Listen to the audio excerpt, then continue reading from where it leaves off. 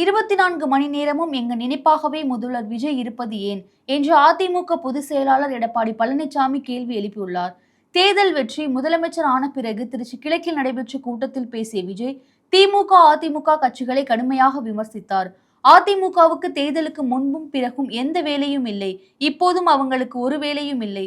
தமிழ்நாட்டில் திமுக, தாவேகா இடையில்தான் போட்டி தொடர்கிறது. அதிமுக தீர்ந்து போன சக்தியாக மாறிவிட்டது என்று பேசியிருந்தார்.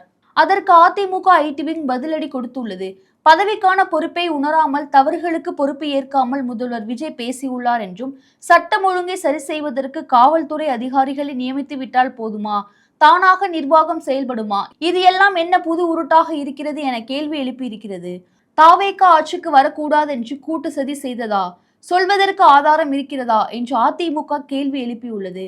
வாய்க்கிளியே பேசும் மானஸ்தர் அதிமுக சட்டமன்ற உறுப்பினர்களை விலை பேசி தலைமை செயலகத்தின் கீழ் மாடியில் ராஜினாமா செய்ய வைத்து, மேல் மாடியில் கட்சி இணைப்பு அரசியல் விழா நடத்தியதை ஏன் பேசவில்லை? எங்களை மற்றும் பலர் என சொல்லும் இவர்கள் யாரை இங்கிருந்து இழுக்கலாம் என மனதளவில் 24 மணி நேரமும் அதிமுக நினைப்பாகவே இருப்பது ஏன் எனவும் அதிமுக ஐடி விங் கேட்டுள்ளது.